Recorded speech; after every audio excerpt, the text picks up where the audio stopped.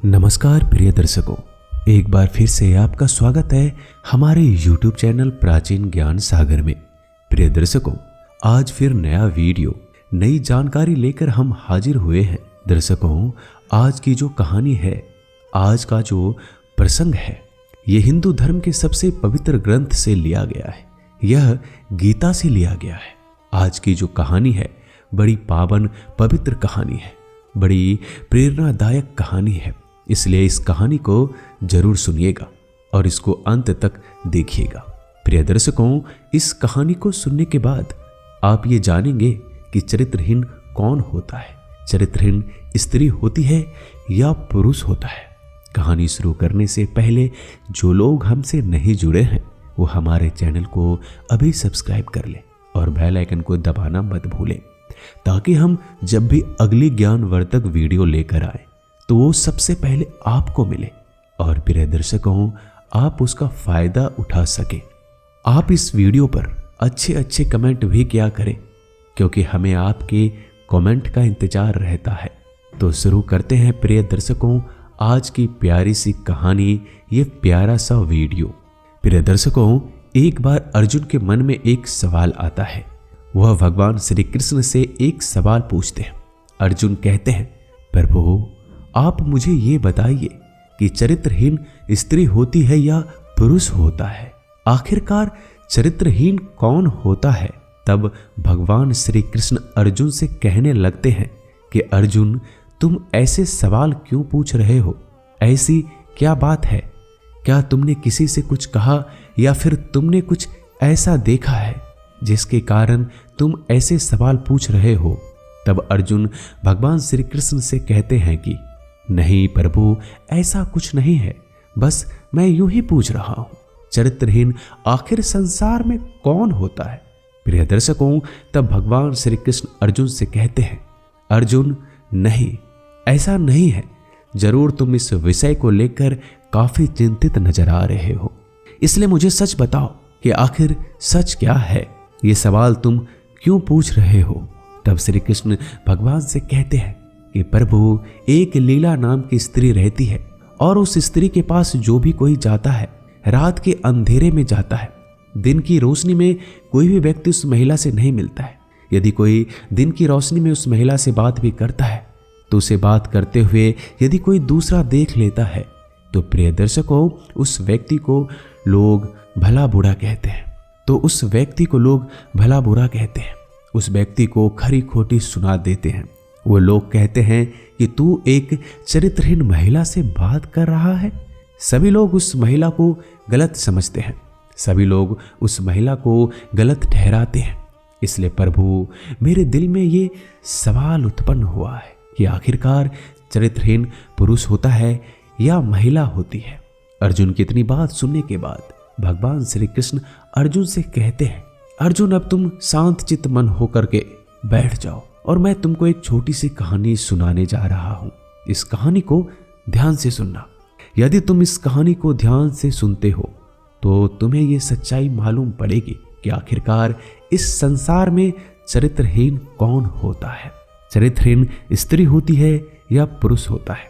भगवान श्री कृष्ण कहानी शुरू करते हैं। वो बताते हैं कि कुछ समय पहले एक सहदो नाम के मुनि रहते थे। वो मुनि बड़े बुजुर्ग हो चुके थे। अब एक दिन उस मुनि के आश्रम पर एक महिला आती है और वो महिला उस मुनि से कहती है, मुनि महाराज, मेरे घर पे प्रतिभोज का आयोजन रखा गया है और मैं चाहती हूँ मैं 21 साधु सन्यासियों को भोजन कराऊं, इसलिए आपको मैं निमंत्रण देने आई हूँ।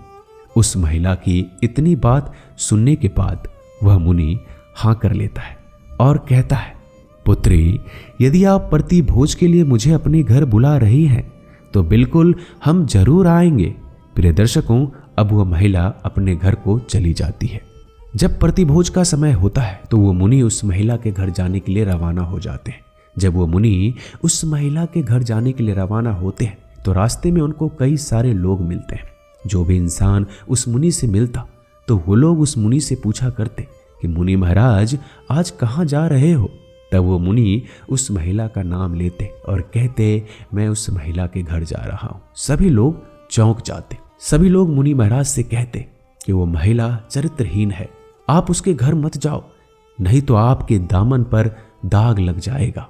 प्रिय दर्शकों, जो लोग उस मुनि महाराज से मिलते सब यही कहते कि उस महिला के घर मत जाओ। लेकिन वो साधु मुनि किसी की बात नहीं सुनता है और उस महिला के घर चला जाता है।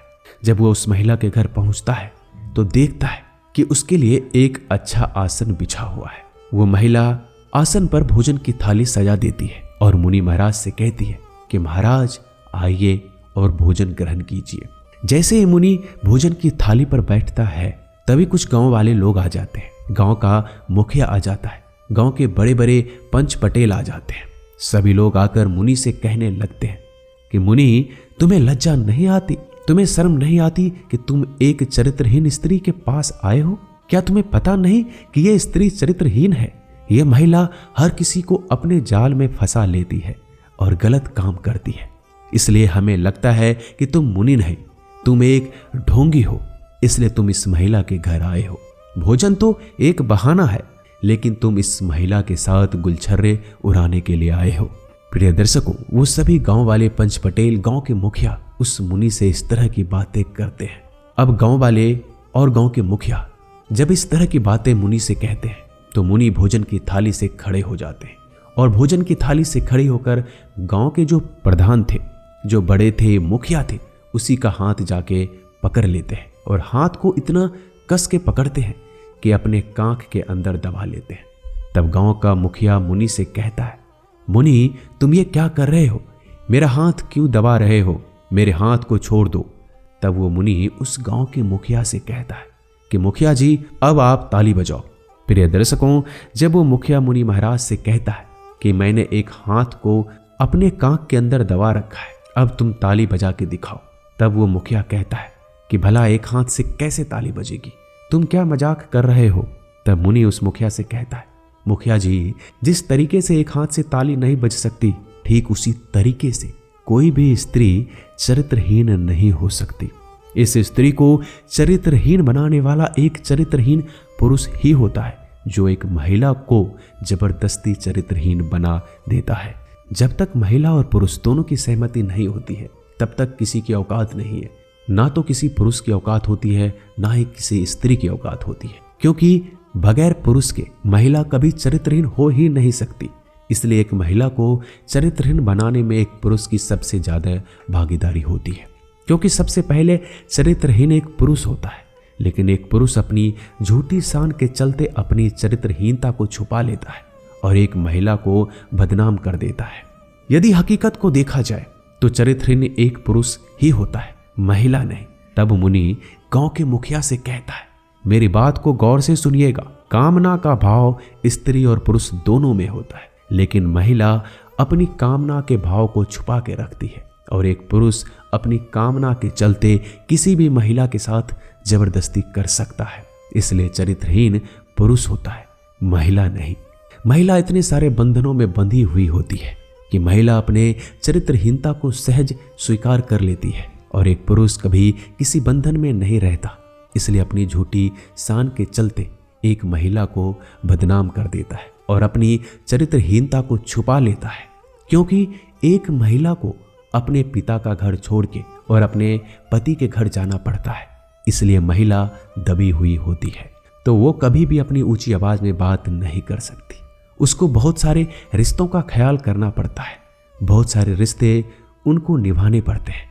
इसलिए एक स्त्री पे जो लांछन लगाया जाता है, महिला उस लांछन को सहज स्वीकार कर लेती है और अपने दामन पर इतनी सारी कालीख पोत लेती है, जिसके कारण इस समाज के लोग एक महिला को चरित्रहीन कहने लगते हैं।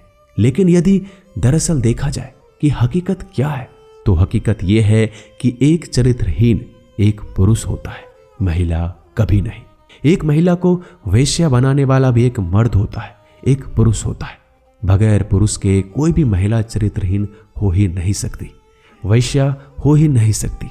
प्रिय दर्शकों, भगवान श्री कृष्ण अर्जुन से कहते हैं कि अर्जुन, इस कहानी के माध्यम से आपको ये समझ में आ गया होगा कि संसार में चरित्रहीन कौन होता है। चरित्रहीन स्त्री होती है या पुरुष होता है। प्रिय दर्शकों, अब अर्जुन को ये समझ आ जाता है कि संसार में चरित्रहीन कौन होता है। इस कहानी के माध्यम से आपको भी समझ आ गया होगा कि चरित्रहीन आखिर होता कौन है। प्रिय दर्शकों, पुरुष ही सबसे ज्यादा चरित्रहीन होते हैं, लेकिन पुरुष अपनी झूठी शान के चलते अपनी चरित्रहीनता को छुपा लेते हैं। प्रिय दर्शकों, ये कहानी यही समाप्त होती है। हम उम्मीद करते हैं कि आज की एक छोटी सी कहानी आपको ढेर सारी प्रेरणा देगी। तो मिलते हैं एक नई कहानी में एक नए ज्ञानवर्धक पाठ के साथ। धन्यवाद।